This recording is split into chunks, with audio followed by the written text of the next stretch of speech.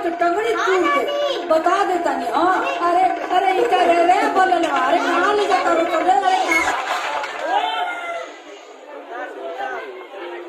Good morning doctor. Good morning. Bed number 2 के BP check कर ली। जी। बेड नंबर 3 के शुगर लेवल बढ़ल बा। का हो गई madam? No no no no no yes yes yes yes. Bed number 2 के बीपी और बेड नंबर 3 के शुगर। यस। और लेडी वार्ड में फूल कुमार की विशेष केयर करे बा। ठीक बा? प्रसव भइल बा। जी जी madam. No no no no नो फूल कुमार के मां बने वाला बाड़ी है। जी हाँ जी मैडम। मैडम वो पेशेंट के ऑपरेशन। ओह जी बिल्कुल। मिलते नहीं ऑपरेशन वार्ड में। जी मैडम। जी आओ जल्दी। जी आओ तनी।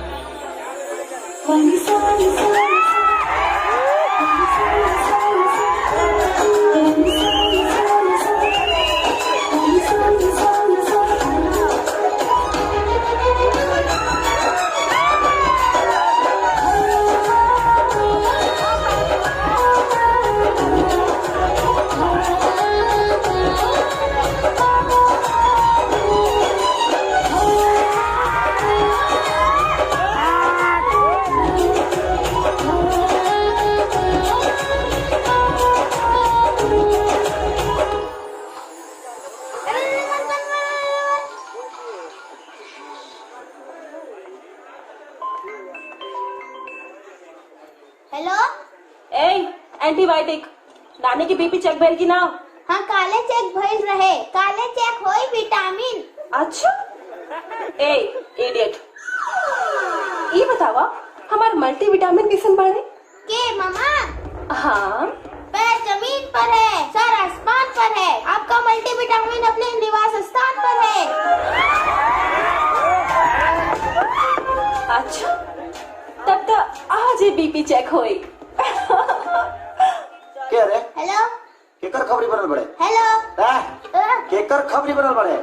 क्या हुआ कि तोहरा के काले में देवे के बा? अगेन रहती से बता देती कि कितना लेवे देवे के बा। बुझा गई? ए नानी तोहर बीपी चेक करे डॉक्टर आई नावत बाड़ी।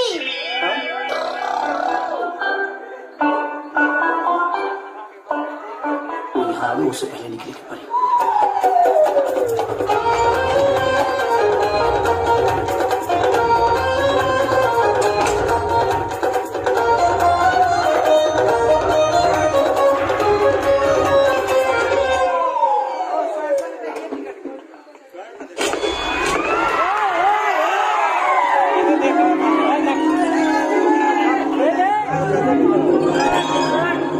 क्या जी आप तो छा गए, बिना कुछ किए ही गोद में आ गए। तेरे पीछे पागल हूँ साले, जाने कितने साल महीने से। अब तो पत्थर ना बन जाने, सटा ले यूं ही सीने से। देखो पेट नहीं भरता है लव के टॉनिक पीने से। छोड़ो बदबू रहे तेरे पसीने से।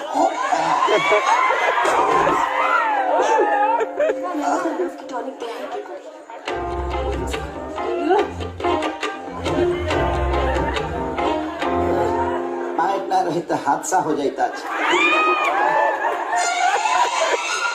ए भगवानी हमरो गुडुआ अगर मेडिकल के पढ़ाई छोड़ के बीच में ना भागल हो तो वो तोहरे सन डॉक्टर होई। जाएगी दादी, गुड्डू नहीं तो जरूर सुधर जाए। अब का जाने तहरा ओकरा में ऐसा कौन गुण मिलेला ये हमरा समझ ना आवेला। वैसे दादी गुड्डू करण कहाँ? हाँ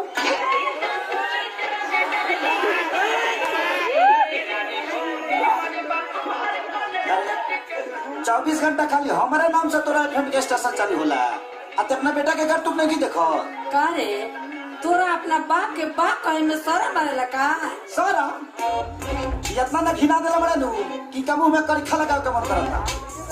बताओ ऑर्केस्ट्रा वाली के मुंह में पैसा धरा होता है, कमर में हाथ डाल के लटका होता है। पूछेगा सब कुछ अब तो एफएम बंद हो गई। अरे का पूछी, वो अपन कमाई लुटावता, तोर कमाई ने क्या लुटावत? मक्खन खा लो ताकत हुई। हाँ ला ई कहाँ ताकत पाएगा तो ये फाटी है मक्खन खा के। बुझा गई? अब तो ना पूछबे कि कहाँ ऑर्केस्ट्रा में जाके हिलावता रे। और हम इनका से ना पूछब, अब हम तोरा से पूछब। रजनी तनी खाता बही ले आवता, ले आवे एकरा के सुना। कृपया ध्यान दे। बाबू जी ध्यान दे देब तो ये तो दुनिया में ना रहबे। अरे जा गई। अरे रुक जा। गुड्डू बाबू द्वारा एक हफ्ते में बर्बाद की गई राशि 2,16,000 मात्र है। अरे मत मारे काके, मत मार। अरे मत मारे, हाथ कापी। सब रखबे हमार। अरे कुकुर, अरे तू भगिना के ऊपर हाथ छोड़ दे रे, तोर हाथ कापी रे। देखो बात बताओ, कब सुधर बे? नजर में न तो पैसा का कोनो कीमत हो, न तो समय के। दिन भर अपना हमारा यार दोस्तन के साथ टक टक टक घूमत रहा, नाचत रहा। सुधर जो। तोरा से बात करता नहीं, सत्यनारायण बाबा का कथा नहीं क्यों सुनावा? बेटा, हमारी बदकिस्मती रहे कि उचित इलाज के अभाव में तुम्हारी माई मर गई। सोचनी कि तोरा के पढ़ा लिखा के डॉक्टर बना दी, जौना से कि होके लड़का दवाई के अभाव में तू और ना होके, लेकिन तू तो मेडिकल का पढ़ाई बिचोए में छोड़ के चले ना। तारा खातिर पैसा के पैसा ना समझनी, पानी की तरह पैसा बहनी, न करो रोक कहनी न टोक कहनी, जौन तुहार मन कर तुम कहला। बाकी तू तो हमरा भावना के कबू कदर ना कहले बेटा। ए बाबू, ई तारा भावना के कदर का करी, जब ई तारा के कुछ बुझते नहीं खे तो ई भावना टावना के का कदर करी हो। हाँ तो ठीक बा, ना करे तो कान खोल के सुन ला। अब इन जमीन जायदाद रुपया पैसा घर द्वार कुल तोहार बा, लेकिन बाकी खाते हमरा सोचे के पड़ी। हाँ सोचे के पड़ी। हाँ सोचे के पड़ी। तो का करब, हमरा के घर से निकाल देब? ना ना। हाँ तो ये नु करब कि रुपया पैसा ना देब खर्चा खातिर? ना ना वो कोनो बात ना। तो का करब? या करो। सुनो, तारा काला से हम बियाह ना करब, ठीक बा? ऐसे के हमारा भी खेले खाए के उम्र बा, आ यही उम्र में गाला के फांसी ना लगाब हम तारा कहला से। हाँ बेटा, हाँ गलत फहमी में मत जिया। हम तोहरा ब्याह के बात नहीं खे करो, अपना ब्याह के बात हम करो। सुना तारू, अब धन चालू ना होई, ना हो चालू। साल में चढ़ले बता, वह सोच लो। हाँ हाँ, एक हफ्ते फाटा ना हम ढूकी हो, अब देख लो, तू कहता ना, और है मलिदा खिलाओ मलिदा, आज ही है कभी मलिदा खा, ना हमार खराब नहीं क्या भाई, इनकर खराब है ना इनकर, ये चलो, खाते भाग जा, अरे चल भाग जा।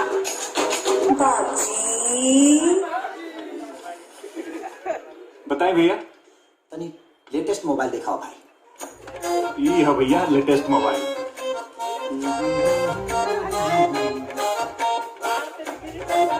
कितना जीबी है में? 8 GB रैम बा।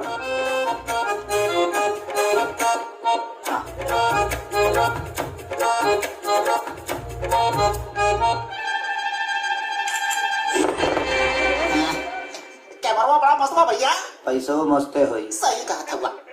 कितना दाम बा भैया का? 29,600 रुपए भैया। 29,600।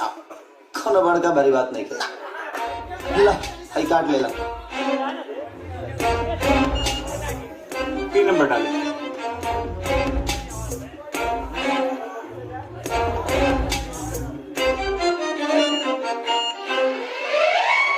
कार्ड ब्लॉक पा भैया। हाँ? ब्लॉक बा? कार्ड हो? एक मिनट ओके।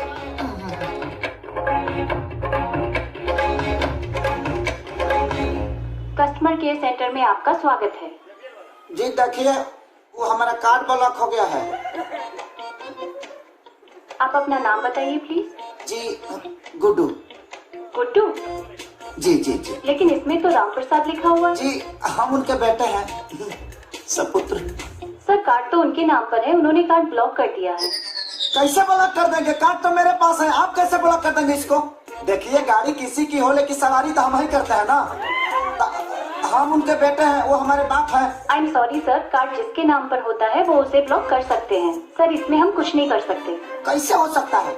एक काम करिए, छोड़िए, 10 मिनट के लिए खाली ब्लॉक हटा दीजिए, हम मोबाइल ले लेंगे, फिर ब्लॉक कर दीजिएगा। सर यही हमारा नियम है कि जिसके नाम पे कार्ड होता है बस वही ब्लॉक कर सकता है और वही चालू कर सकता है। देखो तुम्हारा नियम 370 वाला नहीं है जो नहीं हटेगा, आखिर वो हटा ना, 10 मिनट के लिए हटाइए ना कि हमारा काम हो जाएगा ना रे।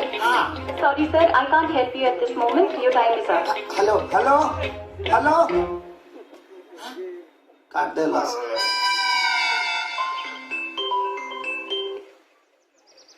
हेलो। जुजुनुआ, हाँ मामा। तनी भाभी से बात करो तो। अभी बिजी बाड़े। तो का करत रहे बीजी बड़े, का करत रहे रे? नाना अपन बिया तय कर बाड़े।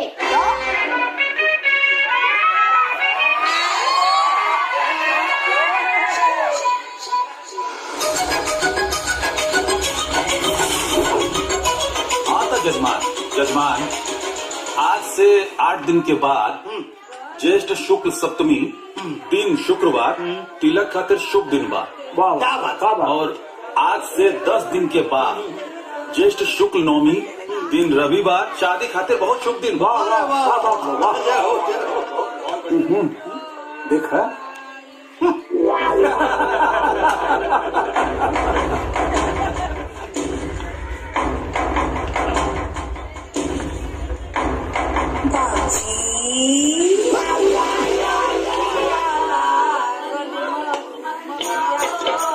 अवतारी दुलाई बेलिया नया पतो देखे से पहले तो आँखिया भड़क जाये। अलबेलिया पतो देखबे, ई का नाटक होता रे? ई नाटक ना है, हमरा बेटा के बियाह होता, हमार पतो हई, हमनी सबके खाना बनाई, कोड़ दबाई, कपड़ा धोई, खियाई, हम महारानी ऐसन बैठ के राज कर, समझला? ज्यादा कुछ नहीं हो। राम प्रसाद अब चलन जाए। तो मना करबे कि ना? दादी सब लोग साथ पढ़े। तनी सुन ला दुल्हन के फुफाटा बजैया, तनी सुन ला दुल्हन के फुफाटा बजैया, तनी सुन ला। ई ड्रामा ना छोड़बे। ई ड्रामा ना हरे, अपना दोनों कान के पर्दा खोल के सुन ले, ये हकीकत है, समझ ले। आहट जाए थे अपने बेटा के आशीर्वाद देवे हमरा के।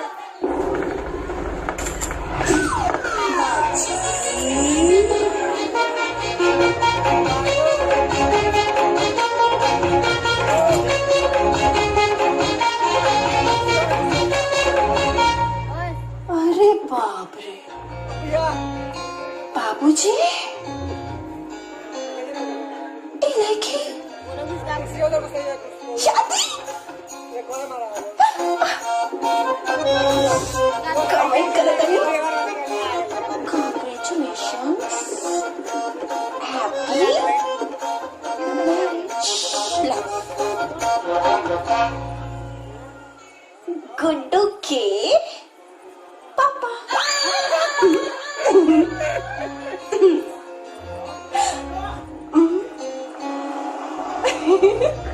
ये बोलूँगा। हाँ भैया, तनी हेने आओ, हेने आओ। हाई देख, राम प्रसाद चचा के खेला। कहो ये बुढ़ोती में शादी करता है।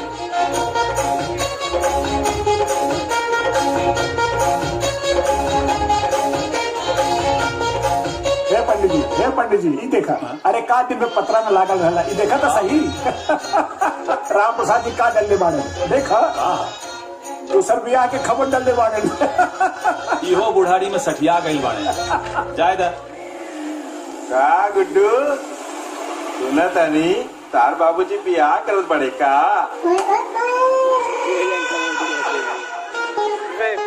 का सुन ले बड़े? अब जॉब सुन ले बानी उहे बताओ तानी।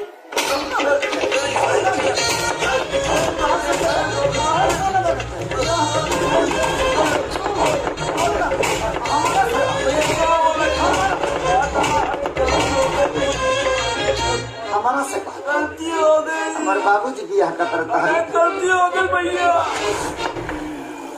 कहा रे गुडुआ, सुन ले बानी अपने बाबूजी के बियाह में सवैया तू ही ना बनबे। का चाहत रहा सब फॉरेस्टेशन में हाथिया हो जा हमार। अरे हल्का तो भूख नहीं जीता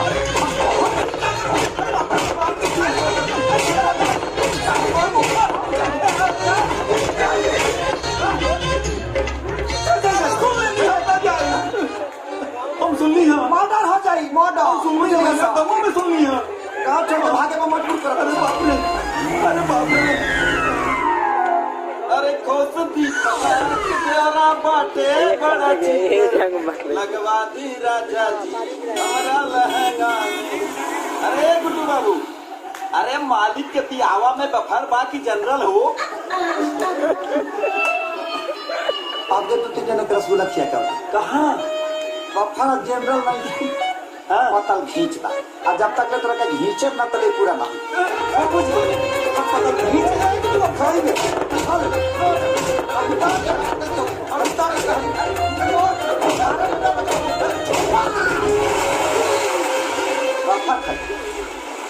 गलती हो गई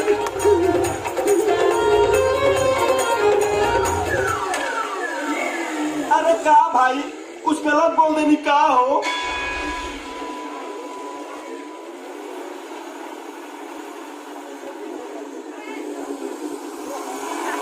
ये बुढ़िया नौकी माई का फोटो देख ले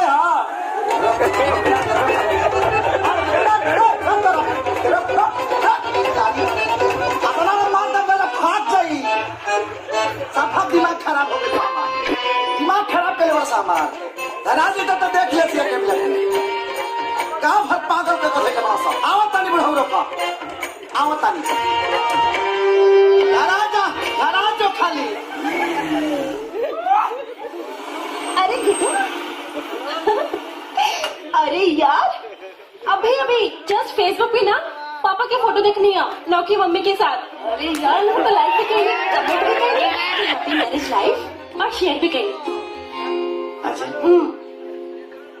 शेयर कर दे लो और कोनो काम नहीं है वो तो पगला ये गई बड़े तारो दिमाग खराब अरे शांत हो जा हम पहले तो पूछते नहीं क्यों नहीं सच में बा कि फेक बा सच बात फेक बा शेयर करने के बाद पूछा तारू तो बता दो ना सच बा। अरे यार बात तो सच बा लेकिन ठीक बा हमके एही बात की तकलीफ बा ना कि तार बुढ़ो बाप जोन बारे ना तार शक्ल देख के लगा था कि बहुत अत्याचार करे बा। अरे जिगरी घर में जवान बेटा बा ओकर बुढ़ो बाप बिया कैसे कर सकेला। इस जुल्म के ऊपर ना तारा के एक ठो सोशल मीडिया पे आवाज उठावे के चाहिए। हम तारा साथे बात चला मैंने शेयर करने से पहले समझ में ना आई कैमरा आवाज उठावे की चाहिए कि ना पता ना रहा तो मुझे गोबर से सोच मैंने वो तो पागल कहिए तेरे बड़े तेहू पागल कर बे। अरे नाम तो ये सोच के एक्साइटेड बने ना कि सास पतों के एक ही मंडप पे पिया एक के बैंड बाजा बारात लेकिन एक बात ही कंफ्यूजन हुआ कि एक के दिन हम लोग के सुहाग रात हुई एक ही दिन लड़का हुई तो तार भाई और अपन लड़का हम कंफ्यूज बाने के अपन लड़का खिलाए कि तार भाई खिलाए खत्म हो गई बड़े तारे वो तो पागल हो गया बेटा तोरो दिमाग खराब था। अरे बता के तो जा टिकट खिलाए हम ए सुना गुड्डू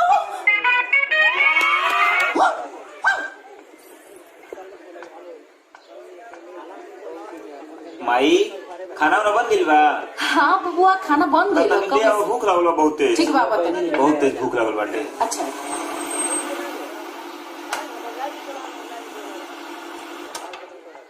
ये रूरल के है जौने जवान बुढ़वा से अपन बहन की ब्याह करा तारा वही के जवान बेटा हमारी राम प्रसाद जी।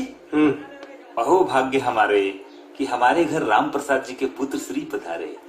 अच्छा एक बात बताएं भोजन में रोल निकाले मुर्गा की मछली जहरमा ले पूरे बाजार से तो मंगा लो जल्दी से कैसे तरह दोनों जना के खा के मारेंगे पड़े। ए बाबू बिटिया के ब्याह के समय पर अशुभ मत बोला शुभ शुभ बोला बेटा। रोल ब्याह करता नहीं जीते जी अपना बेटी के श्राद्ध करता नहीं जवान आदमी 4-5 साल के बाद ओकर स्थिति न रही जल्दी पलांटी मार दी वो आदमी से ब्याह करते रहुआ आखिर में पर्दा पड़ गई बा कि बेटी सौतेली ही रहा। अरे जीते जी अपना बेटी के नरक में भेजा नहीं रहुआ नरक में ओकरा के का दे सकले रहुआ कुछ ना एगो विधवा के लिबास दे सकी। ए माई तू जा तो जा जा जा जा लागत के पगला गई है बहुत कुछ रह जाए रउरा हमारे को पहचान नहीं है ना हमरा चेहरवा पर सी लिखल बका जी जब तक राम प्रसाद जी के सारा जायदाद हमरा बहन के नामे ना हो जाए ना तब तक हमरा बहन के बियाह रउरा राम प्रसाद जी से नहीं हो सका। छी संपत्ति के लालच में आके भाई हो के इतना घटिया काम करता ना। तो का रउआ लोग समाज सेवा खातिर परेशान बनी नाही ना धन दौलत खातिर परेशान बनी। ए हमार ना होके वाली माई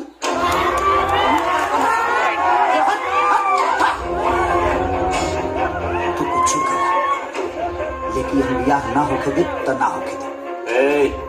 ए शादी होके रही एगो कहावत सुनले बड़ा ना कि मियाँ बीबी राजी तो का करिए गाँव के काजी। हाँ जी अब देखा तरी कि बुढ़वा बारात कैसे साजी। चल रे जा जा देखते हम आवा तू तिलक लेके ठीक बा हम देख ले जा तारा रे पूरा करी तो हम राम का साथ दे हम आवत आली। अरे गुटुआ के फोन। हेलो हेलो दीदी प्रणाम। हाँ खुश रहा। जितना जल्दी हो सके जीजा जी के लेके तू घरे आ जा। का बात बा का भाई बाबूजी बियाह करत तारे पतो उतारे के उम्र में मेहरारू उतारत बड़े बुढ़ौती में बुढ़घाउस धैले बा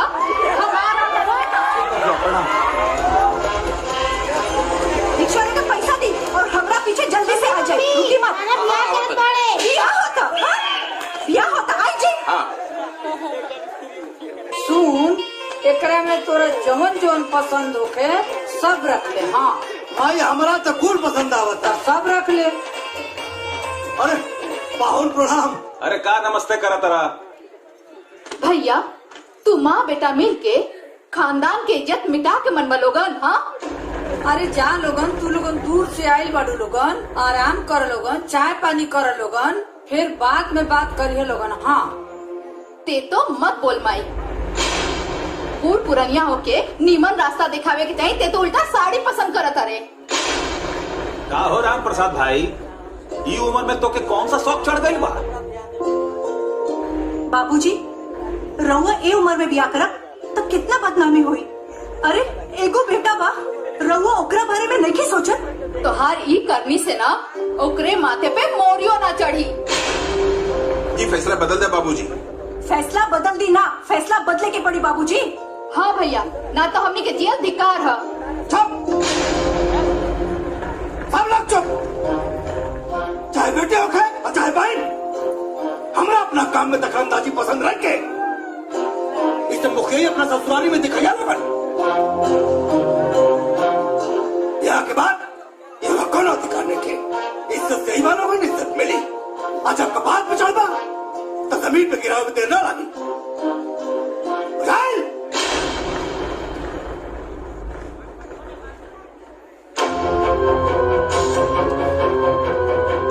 हम इतना मूर्ख नहीं थी कि हम क्या हमारा औलाद सिखाई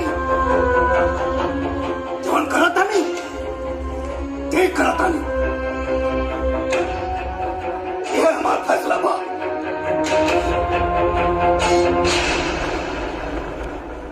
hello hello mic testing hello. ना कभी धोखा दिया ना कभी गुनाह किया ना कभी धोखा दिया ना कभी गुनाह किया कलयुगी बाप ने बेटे को तबाह किया। दृश्यों से साफ पता चला है कि वो बाप नहीं पाप है। हाँ न तो का मुंह लटका के काहे बैठे बड़ा यार। अकेले अन्ना हजारे पूरे देश के समझा सकेले तो एगो बाप के ना समझा सकेला। समझा के हार गई कौनो फायदा नहीं है। तो तुम्हारी पेंशन कह दी अनसन नहीं के लेना तब हमके कोनो खाए के पूछते नहीं के अगर का करी ना तो कहीं का और मौका मिल जाए। बाप पे रोधी मैली निकाल दी कुछ नहीं क्या हो सका। अल्लाह के नाम दे दे मौला के नाम दे दे। मारे नाक ना तब तक हमके साल भइल बड़ा सर मारा तरह मारे बस सब सर बाहर हो जाए। देख ले आई ऐसी मोहर बा नए बा यहाँ हम डिप्रेशन में बनिया तो हमके मजाक सुझाता। हमारा पूरा बात तो सुनिए यार। हम बस स्टैंड पे भिखारी बने छोड़ो कहा नहीं बाप के परेशान करे वाला भिखारी बन जाओ। घर की दुआरी के सामने रोज अल्लाह के नाम दे दे मौला के नाम दे दे बाप के दिल पसीज जाए। उनका कलेजा कबू न पसीज सकेला। बाप के मनावे के बाद पाकिस्तान के ना एक बार कोशिश करके देखे ना। कोशिश बहुत करी, वो बाप ना शराब पाए।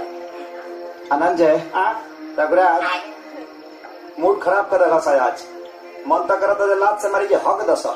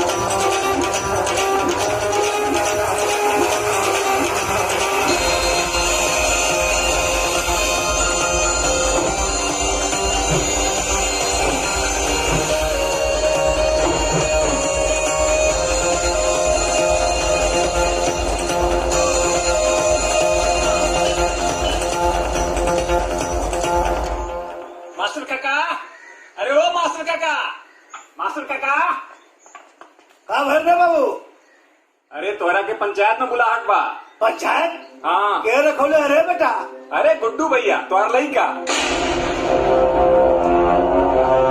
गुड्डू भैया बाप के खिलाफ पंचायत बैठोले बा। हम चलत भरल पंचायत में उनका कर लता सनी ना तो हमरो ना भानु ना। हाँ माई ता काहे परेशान होता है? हाँ मानी नू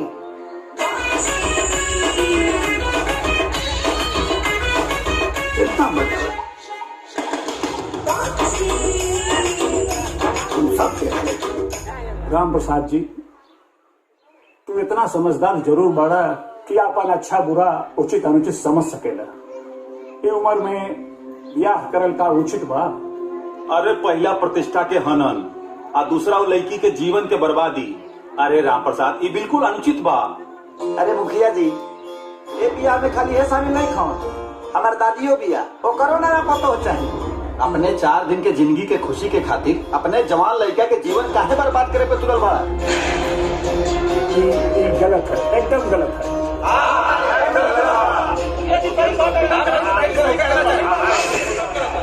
काहे गलत है?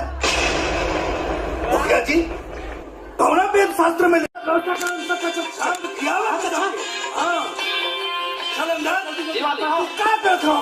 मालिक भाई कलसा ढकनी दिया के चक्कर में गया रहनी हुआ देख के है नहीं सब हो गए हो देखो बात बताओ कि पूरा इलाका जवार में खाए खातिर न्योता डाला लोग। मालिक हाथ दे जाता नहीं। अरे तो जान न्योता दो जी, क्यों छूटे के ना चाहिए जी, कम से कम 5000 आदमी खड़ी है जी। ठीक बात। और सुनो जी, जे सबसे खास होता है ना वो कितनी पहले बोलती हो। चो चो चो चो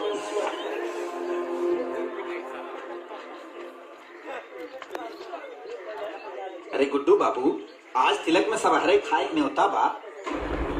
सवारे मतलब पूरे परिवार के साथ खाए के बा। काहे कि बाबूजी के तिलक बानू।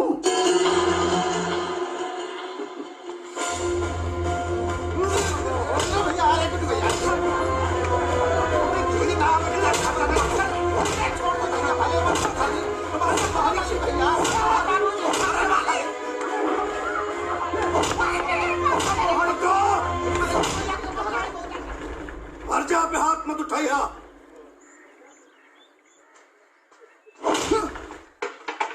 छोड़ दे हलास। हाँ। सब लोग साथ छोड़ दे हलास।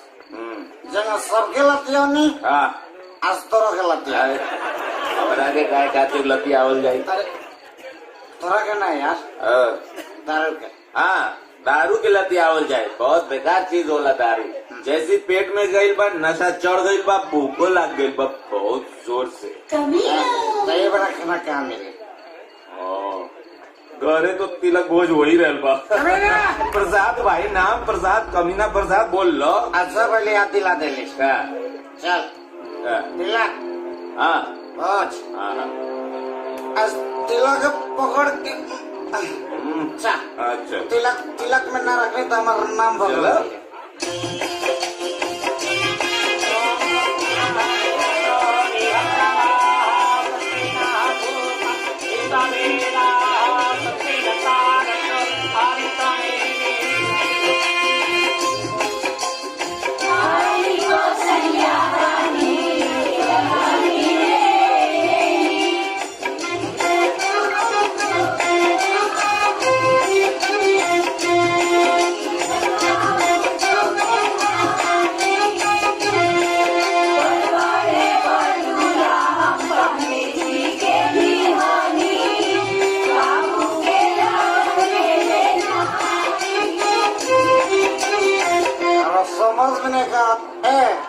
समझ में नहीं के आवत भाई ठीक है तेल बोले बता फिर टुकड़ा क्या होता निशा चलाए वाला ड्राइवर ठीक नहीं के ना हक बतरा वकील बने के तभी तो अरे बाप रे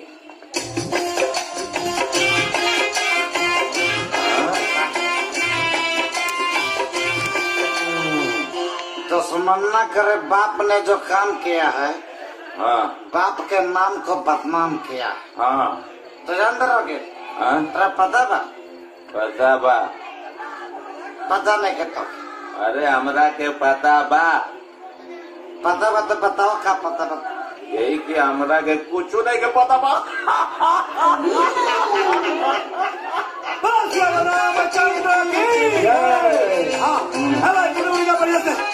ठीक है ना और सुना जितना यहाँ भाई लोग आए पड़ा ना खाना बिना खाए तो जगह मत क्या होता तो जानता रहा हालांकि नेता बदले पढ़ाओ आगे बदला बीजे बदला ना करनी क्या हो ऐसा ना करने की जब अपने कोई वैल्यू ही नहीं है तो जाने का क्या मतलब है ना खाना जो सब लोग खा रहा बनू खुशबू बहुत आ रहा बा जाई हमू कुछ खा ली का हुकम पड़े तो ठीक बा ओके जान कर रहा सारा झगड़ा के छोड़ के बा के बा ओ के स्माइली बढ़िया दादी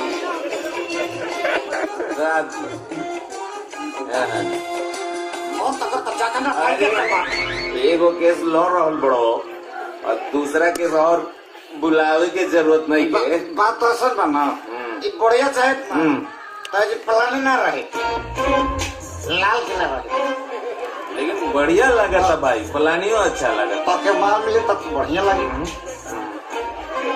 ताजमहल रहे तो तक में ना रहे सब बनवा देती लेकिन बुढ़िया के चलते सफल बट ड्रामा सब ड्रामा बुढ़िया को सफल था हमारे हो गया बिगलास काका बिगलास पते नहीं खियाते नहीं खिया लगे बिगला भी करो बात ना लेकिन आज तिलक ना आज मन तिलक कर दो तनी अरे काहे कहाँ आओ तुम देख के कौन कौन वैरायटी अरे आप कुछ करे के जरूरत नहीं के गुड्डू बाबू गुड्डू बाबू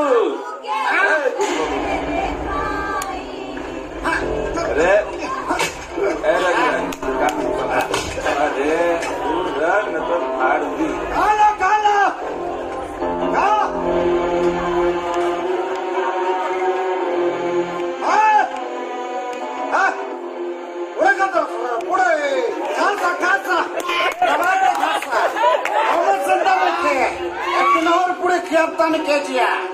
पूरे ये नहीं पत्ता ये नहीं सब्जी ये नहीं रसगुल्ला ये नहीं फंक्शन चेंज मिली रानी के सरात के पूरे किया पे बुढ़ावे बुद्धू क्या बकवास कर पा रहे शांत हो जाओ मुखिया जी लड़वा अगला सब मुखिया जी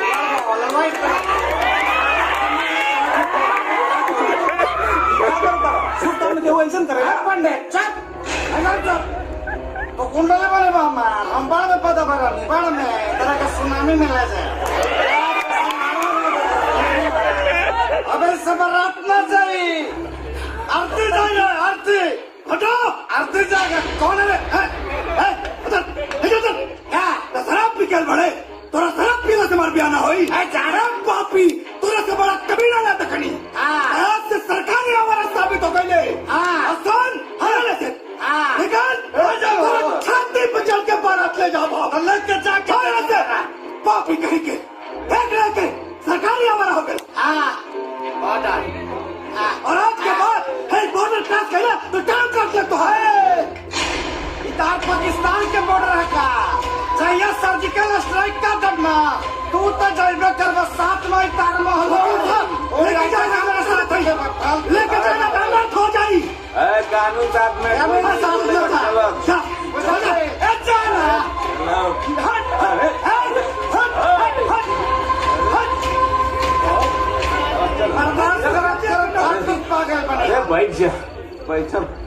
अरे तलाश का देवता है बात तना मत बे तोरे छाती पे चढ़ के बारात जाई तोरे छाती पे जाई छाती और रोड हका हमारा बड़ा मजा आया रसगुल्ला खेबे खा ले जितना पैसा खर्चा कर ले बने शरण सोला आनंद रघुराज ज्यादा बोला तारा तू बोला तू ज्यादा बोला तू ज्यादा बोला तू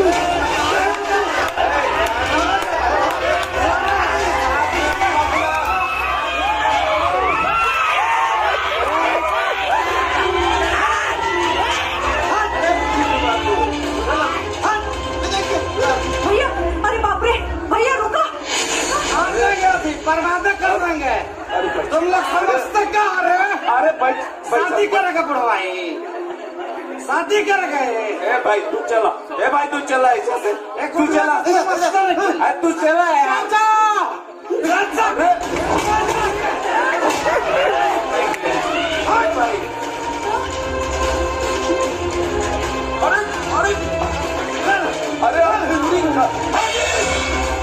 चलो चला यार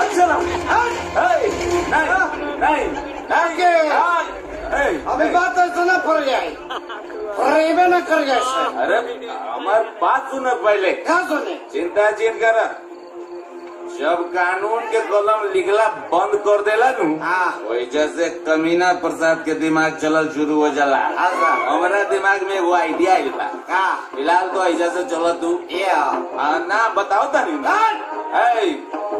ऐसा ना बोल गया अरे चलो भाई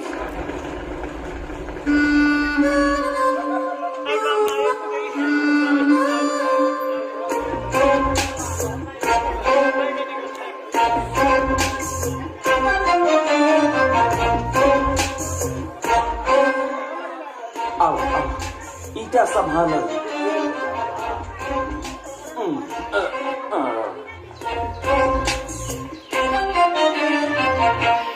हम शांति के प्रतीक हैं ठीक है अरे क्या करते हो यार कोनो काम आराम से सीधा तरीके से ना हो सकेला तो दिखा तरह का लिख लेबा कि हम शांति के प्रतीक हैं काम करला शांति वाला शांति के प्रतीक लिख लेबा तो ठीक है ना ठीक है चलो ना चलो ना अरे रहे दो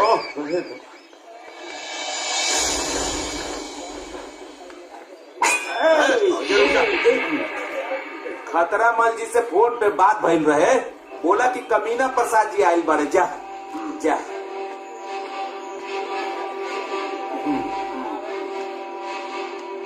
खतरा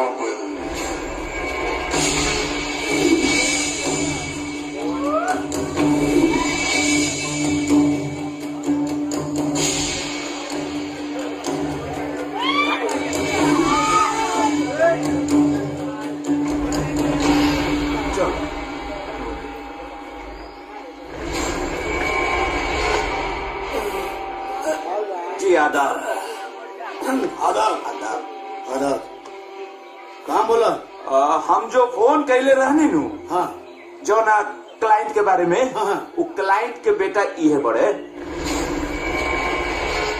क्लाइंट के बेटा जी काम हो जाए बता दे यार, चार आदमी के खैला के अलावा कुछ कामे ना हुई। ये मोटा आदमी से दौड़ लो जाइए। अरे भाई मोट समझ के कमजोर न समझा, बुझला? काम में दम और सफेद चमाचम, खतरा मरना है मार। हमके देख के बड़े बड़े के नीचे मन निकल जाना। बोला कि काटे पके के चीरे पके के पारे पके के मारे पके के उड़े पके। चुप चुप चुप चुप चुप, शांति। प्लान का मुझ सब है। हाँ हाँ हाँ। वो हमार बाबूजी हमार। तू है बाबूजी? हाँ। अच्छा अच्छा हाँ, तब सिर्फ गोली मारे बा। Sorry sorry. फिर सॉरी बोला, फिर सॉरी बोला। तब हाँ तब बातें कर दी। सॉरी सॉरी सॉरी बोला। आँख फोड़ी।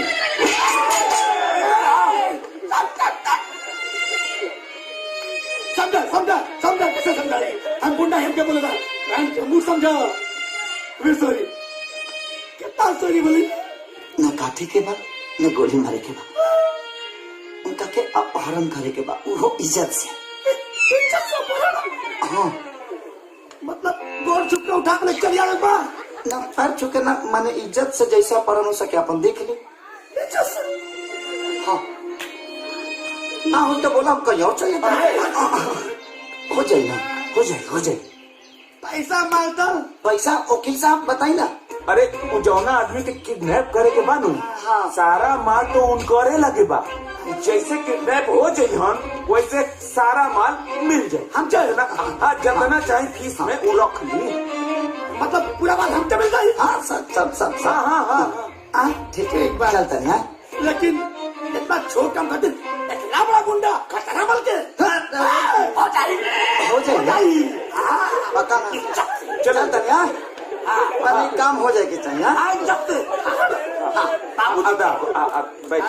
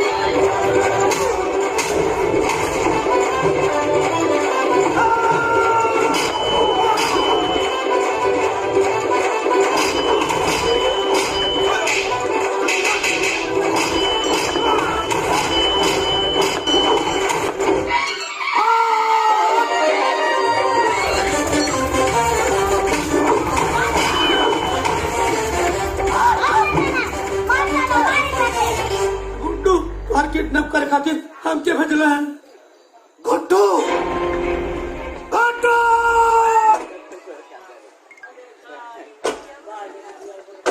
नमस्ते नमस्ते नमस्ते नमस्ते प्रणाम करतानी जी। खूब खुश रह, तोरा बहिन के सुहाग भगवान अजर अमर राखस। खूब खुश रह। अब और कितना एहसान करम लो हमरा ऊपर। कपड़ा लत्ता गहना गुड़िया यहाँ तक के शादी के सारा खर्चा रो लोगन उठावता नहीं। आखिरकार एकर हम भाई न हई, हमरो कोनो फर्ज होला। अरे बेटा एगो बात बताओ, अब भगवान इतना धन देले बड़े तो खर्च तो होबे करी। ए मास्टर काका, फाइली नोटिस कोर्ट से आइल बा। नोटिस?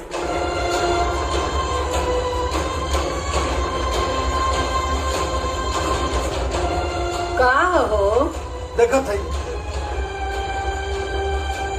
वाह गुड्डू भजले बड़े। हे भगवान, ये औलाद भइल की राक्षस। बताओ, हर शुभ काम में विघ्न डाल देता।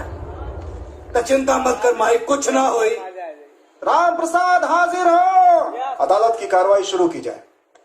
Thank you milord. हाँ तो राम प्रसाद जी, आपका कहना है कि गुड्डू जी आपके बेटे नहीं जी, लेकिन हमारे मुवक्किल गुड्डू जी का कहना है कि वे आपके ही बेटे हैं और आप दूसरी शादी करके उन्हें उनके अधिकार और उनके हक से वंचित रखने का साजिश रच रहे हैं। देखिए वकील साहब, जबरदस्ती दबाव डालकर किसी दूसरे के बेटे को आपको डिसमिस किया जाए और इस फर्जी बेटे का दावा करने वाले लड़के को जालसाजी के लिए उचित सजा दी जाए। क्या प्रार्थी के पास कोई सबूत या गवाह है? है, गवाह है मिलॉर्ड। एक नहीं, तीन गवाह हैं। और मैं अदालत से गुजारिश करूंगा कि हमें उन तीनों गवाहों को पेश करने की इजाजत दी जाए। उन्हें पेश किया जाए। हमारे सबसे पहले गवाह हैं राम प्रसाद जी के गांव के ही सबसे बुजुर्ग व्यक्ति, गांव के मुखिया जी श्री ब्रिजेश त्रिपाठी जी।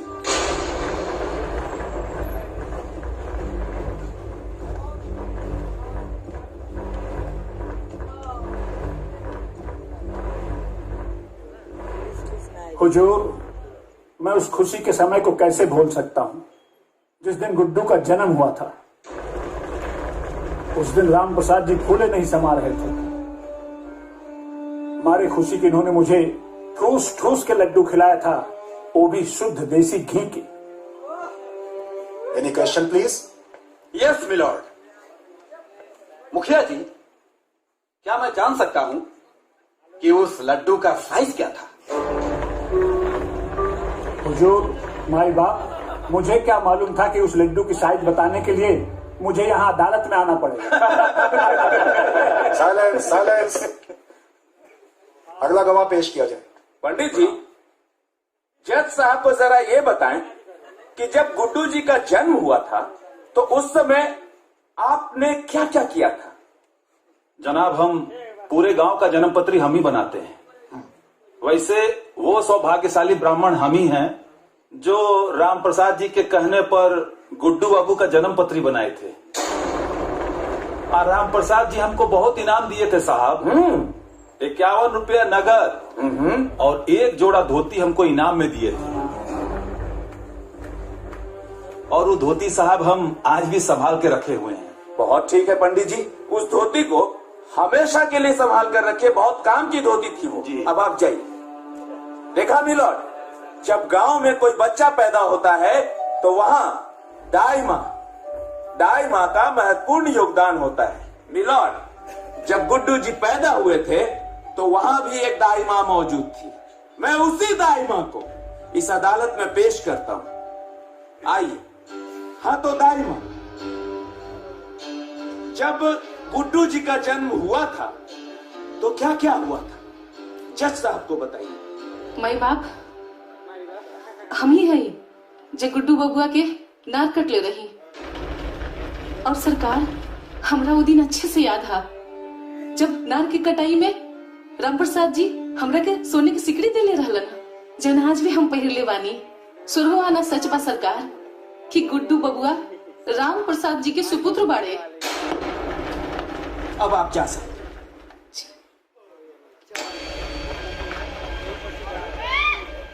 जज साहब, मैं भी इस अदालत से कुछ कहना चाहता हूँ। इजाजत है।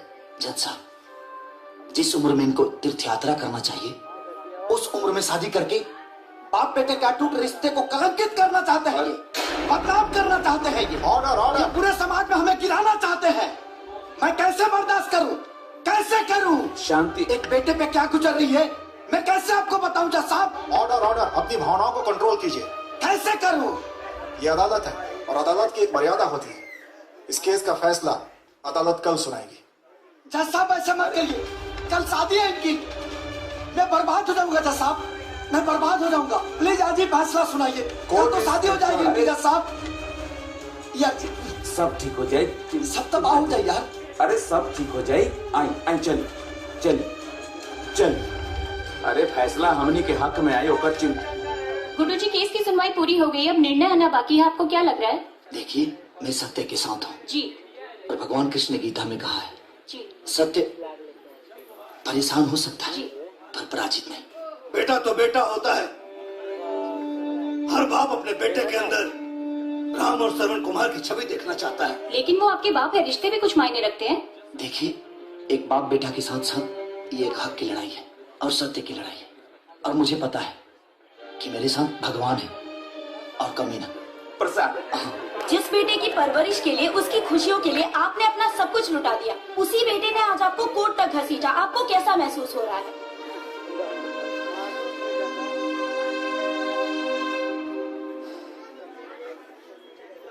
यह मुकदमा हिंदुस्तान के हर बेटों के लिए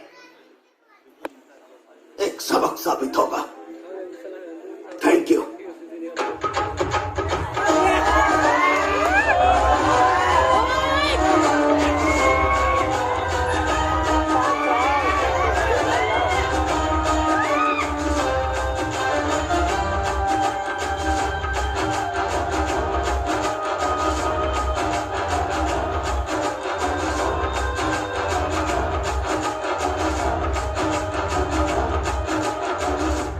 प्रणाम। अरे ये बताएं कि बारात कब तक लेके आओ तनी? ए बाबू, एक कत रानी है कि अभी कहानी पर से पर्दा उठा लिया जाओ। कहानी है? एक कत रानी हो कि गुड्डुआ के सुधारे खातिर हमन लोगन जवानी नौटंकी कैले बनी जा, झूठ मूठ के बियाह वाला नौटंकी, ओकरा पर से पर्दा उठा लिया जाओ बाबू। पर्दा हटा ले जाओ? हाँ। भरी पंचायत में ब्याह के डेट ऐलान करके, तिलक चढ़वा के, गांव समाज में सब जगह कार्ड न्योता बंट गई। अरे रौरा एकरा के नाटक कहता नहीं? का कहता रहो? हाँ? अरे हमनी के यह बात फैल रहे, अब तो जबरदस्ती बतिया होता रहा। का बात भई रहे, का ना भई रहे, हमरा कुछ मालूम नहीं के, बुझाई ला? कहा बगत रे? अरे बेटा, ये उम्र में हम अगर ब्याह करब तो समाज के काम होते खाए। अरे जवान बेटा के भविष्य सुधारे खातिर हम इतना बड़ा नौटंकी कही, वो बेटा के अपन मुंह कैसे दिखाई बाप? हम इतना पागल नहीं थी कि रौरा बेटा के सुधारे खातिर हम अपना बहन के इज्जत दाव पे लगा दी और ऊपर जीवन बर्बाद करती। देख, नादानी में तहु कुछ ना समझ पहले, गुड्डुआ के सुधारे के जिद में हम कुछ ना समझ पहले, उल्टा पुल्टा फैसला ले लेनी, बात आगे बढ़त चल गई। इस उम्र में हम ब्याह करब, अपना खानदान का नाम मिट्टी में मिलाए, लोग थूकी हमरा के गाली दे। तो लोग तो पहले ही से थूका दरोरा के ऊपर। अब खानदान के जहाँ तक बात करो तनी, तो खानदान में रहिए कर ले दरोरा लगे। अब बेटा के नजर में दरोरा पहले ही गिर गई बानी। ए राम प्रसाद जी, अगर रौरा बारात लेके ना आई तो हम अपना बहन के डोली रौरा दरवाजे पे लेके आ जाये। रौरा सोच ली। सोच लेनी बेटा। बारात निकली। जो सबूत और गवाह अदालत में पेश किए गए हैं वो पर्याप्त नहीं है, जिससे यह साबित हो सके कि गुड्डू के पिता राम प्रसाद ही हैं। इसलिए यह अदालत। रुक जाइए जज साहब।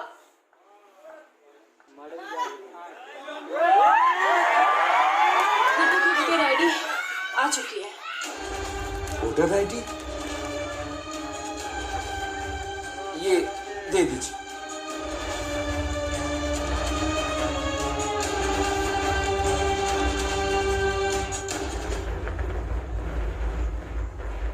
इस वोटर आईडी कार्ड से साबित होता है कि गुड्डू के पिता रामप्रसाद ही हैं। यस। जहां तक इनकी शादी का मामला है वो उनका निजी मामला है, किंतु अगर उनकी शादी से परिवार के किसी भी सदस्य को मानसिक, शारीरिक या आर्थिक क्षति होती है तो वो कानून का सहारा ले सकते हैं।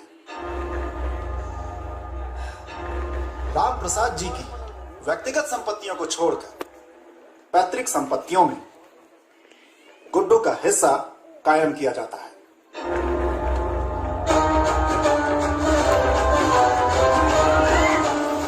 ला, गुड्डू आ गई। बंद कर, बंद कर।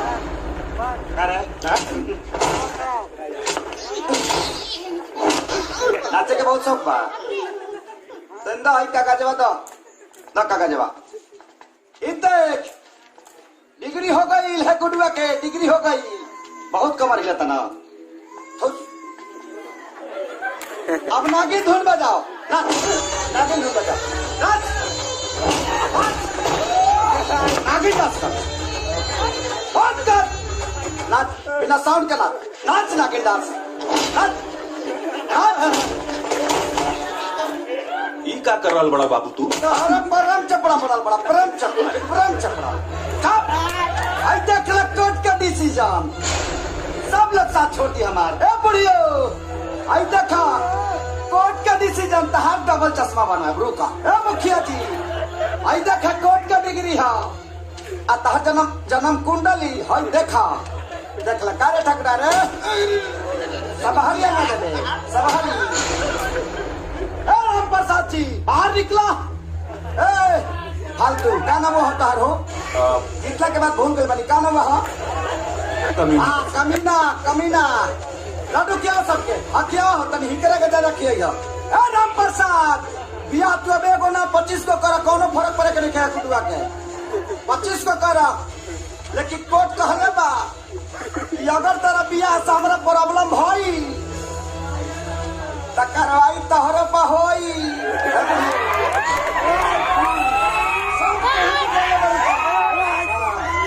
रामप्रसाद जी बाहर निकला बाहर। अब गुडुआ के हक ना जमींदारी हो गई भाई जी, गुडुआ के। भैया चुप मारा ड्राइवर खानी मुहले कल पड़े।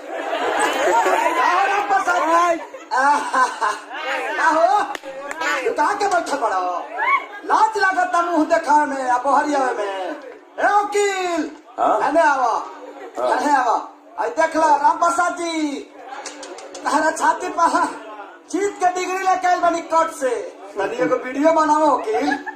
आई लिखी हो कि बेटा से हार के बाप शर्मसार टाइटल नहीं हटली हो। अब समझ में आई। उठा हो, अब जमीन जायदाद पर गुडुआ के